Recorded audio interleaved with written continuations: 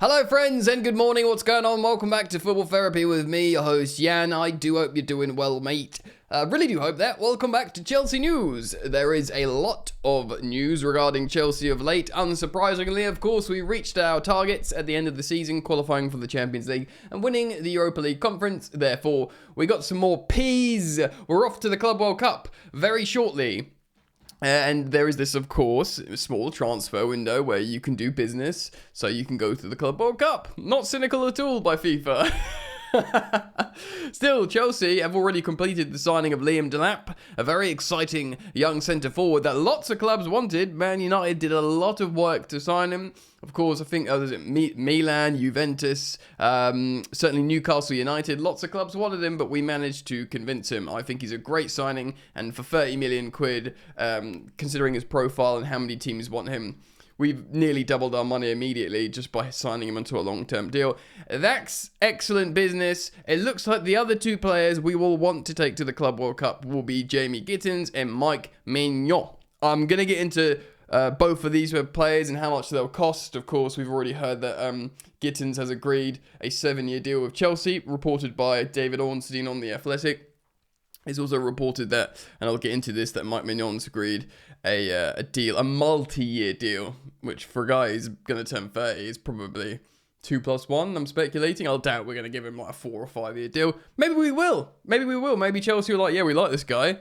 Let's do it. Let's commit to him. 34 is not, insanely old for a goalkeeper by the time this long-term deal will expire. We're going to get into all of it today, guys. Thank you so much for joining me. Very, very appreciative of the continued support here on the channel. We are road to 200,000, I believe, here on Football Therapy. So thank you for liking and thank you for subscribing. All right, let's get into it. We'll talk about Jamie Gittens first and the money, and then I'll speak about Mike Maignan, the money. We can speculate about the salary, but I do want to also speak about something that I found very interesting listening to European football expert Andy Brassel speak about Maignan. And yes, it was very, very interesting in talking about how he could really help this Chelsea team, despite a recent horror show against Spain. Starting off with Jamie Gittens, of course, I reacted to the story yesterday about him agreeing a 7-year deal with the 20-year-old. We looked at his stats and how they're so appropriate for Enzo Maresca's team. Do seek out that video. I share all the stats with you, and it's I think it's a really, really good context of what happens.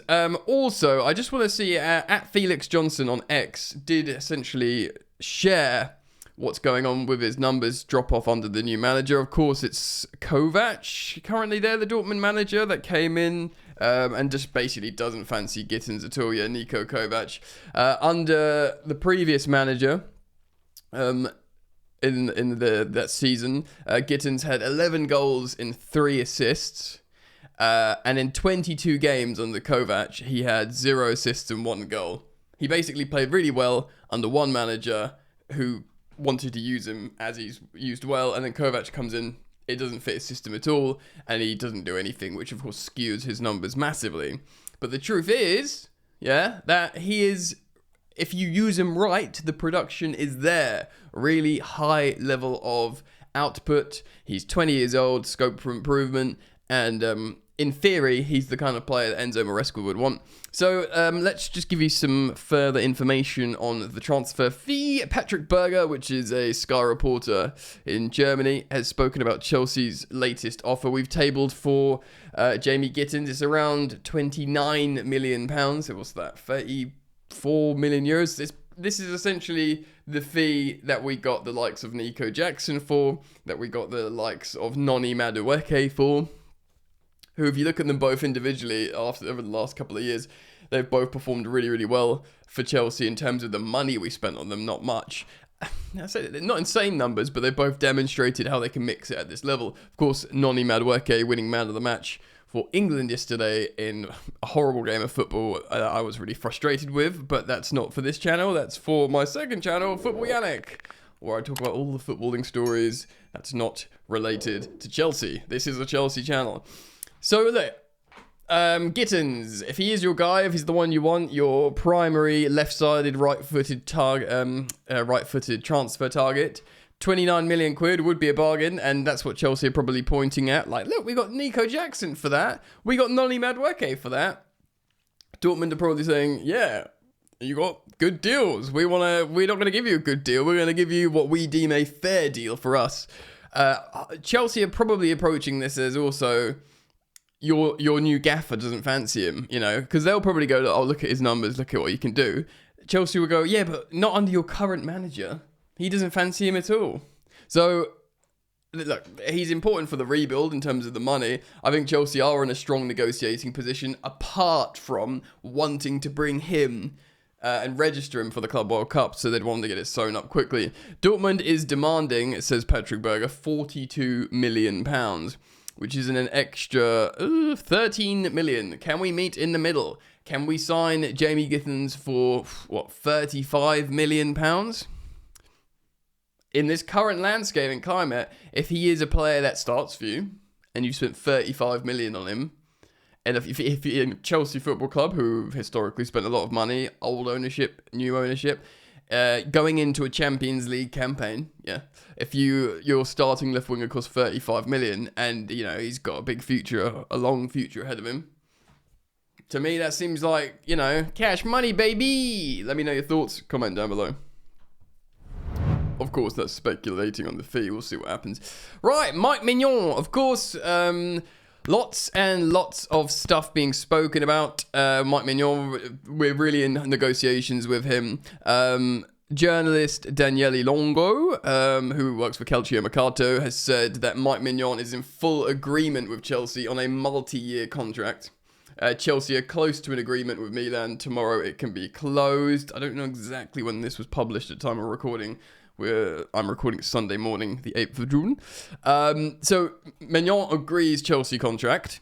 Full agreement with Chelsea. And now we are close to a agreement. Now, I'm not going to share this translated kind of erratic website here, but I'm going to read you from Gazzetta. This is from this morning in Gazzetta. Very, very recent at time of recording. I just need to translate it into English again. Why does it... It's just gone back to Italian.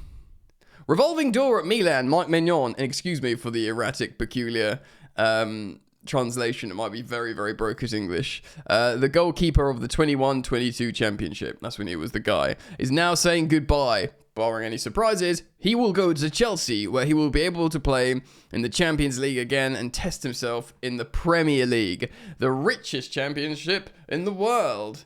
And the devil, I think they're referencing Mike Maignan here as a Rossoneri. Obviously, the Rossoneri goalposts will have a new keeper. I wonder if they'll go for Georgi Petrovic, maybe. And they've identified Miller Sfila, current goalkeeper of Roma, and among the best in Serie A last season. For Maignan, it's a matter of days, maybe hours. Chelsea wants to add him to the team in time for the Club World Cup, which means making his purchase official by 8 p.m. Italian time on Tuesday. And Milan, after a tough negotiation, finally gave in. So this is Gazzetta, big Italian publication, Gazzetta, saying they've given in, and this is it. Driven by all above a strong will by the Frenchman, Mike Maignan wants Chelsea. Between today and tomorrow, the details of the deal will be ironed out and should bring in approximately 18 million euros. So that in pounds is just over 15 million pounds. As I got to business, mamma mia. Très bien. Yeah, 15 million quid. I mean, why not? He's going to be fair. He's running down his contract. He's not going to re-sign. He's found a club he wants to go to. A lot of people were annoyed that Chelsea fans are annoyed that we tabled a low bid. Like, we tabled 12 million euros or something at first. Or, so, you know, it was in it was a starting bid. And then you get him for 15 million pounds.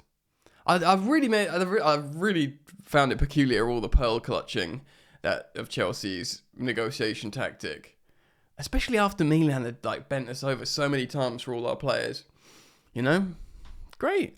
Approximately 80 million euros, the Rossoneri coffers, less than the initial request of them, but more than the first offer from us. Chelsea had tried to include counterparts from Petrovic, interesting, to Kepa, now very close to Arsenal, receiving a firm no from Aldo Rossi. Then set to spending 15 million to too little. From here, a classic fight of the bids began, where they found a solution of around 18 million euros, 15 million pounds, the price of Magic Mike's farewell to Milan. And hello to London, baby! Yeah, so he did get slapped up by Spain the other day, and a lot of us went, ooh. But the truth is, yes, he hasn't been great for a while. Milan haven't been great for a while. But what is he? He's a senior goalkeeper that's been there and done that, won't get overly emotional and flustered. He's a really, really good, this is going to sound peculiar, but dribbling goalkeeper. Like, he's good on the ball when he moves around the ball, and he can dribble out of the press, which is really good, because in theory, the original idea of Maresca's football is, like, the goalkeeper can step up and join the back four, or the back three will make a back four, because, of course, there's a player inverted, all that kind of stuff. So he can, like, be comfortable on the ball. And, of course, what I did want to speak about is what Andy Brassel said on, it's either the Football Ramble or their European podcast. And they laughed off the sort of result against a good Spain team and a decimated France defence and all this, that and the other. But he spoke about the leadership qualities of Mike Maignan, because I knew he was a senior player and he's been there and done that. But I personally didn't know about these attributes that he does have as a leader. Like, again, this is all referencing from what Andy Brassel, who is he's a football journalist, but he's a European expert and follows all European football. And he spoke about how he doesn't get flustered. He's not scared to speak up. And of course, there was an example of when France didn't score. There was a 0-0 or something like that. I can't remember the game. It was a really high profile game in a tournament. In the locker room, Mike Maignan, he goes up to Mbappe, who's obviously more senior, but Griezmann as well, massive figure in French football and in the French national team. Griezmann, senior, scores loads of goals, game changer, has been their best player at certain tournaments, and just literally says to them, like, I think he kept a clean sheet, Mike Maignan, but they didn't score, and he was like, it's just simply not good enough. Like, he came up to them, and he's not like overly assertive, and like, he's not like you won't see him behaving like Emi Martinez, but in the dressing room, like, he was assertive and went up to Mbappe and Griezmann, just, you're not doing your jobs, it's not good enough, and that is great, because if he can do that to Mbappe and Antoine Griezmann, then he can go up to a bunch of Chelsea children and, like, hold them up against the locker and be like, such a self-doubt, this is not good enough. I'm in the French style top as well, just all suits. It's like I planned it. Yeah, man. So I am really, really happy, I must say. I feel like at that price point, £15 million, it's an absolute bargain, you'd have to say. There's no other way of saying that. If we sign Delap for 30 million, let's just say Gittens for 35 million. So that's 65 million. Yeah. And then you had 15 for Mike Maignan, so 80 million. A good striker, a good winger, a good goalkeeper for 80 million, all to bring to the Club World Cup to promote your, campaign out there. I mean, it's pretty darn good. But of course, as always, put it out to you, my community, the GOAT Gang. So let me know your thoughts down in the comment section below. How do you feel about these players? How do you feel about their price points? How long a contract would you like to give to Mike Maignan? What do you think would be, as a guy turning 30 this summer, so starting the next campaign as a 30-year-old, which actually probably has more benefits for a £15 million signing than him being a young goalkeeper, than him being like a Penders or something. Let me know your thoughts. Please do comment down below. If you do want other non-Chelsea related content, do check out Football Yannick. Now you're at the end of the video, you might dig it. And yeah, man, keep it locked. Thank you for joining me. I'll obviously be here whenever some news breaks. So I do hope to see you back here soon. Peace.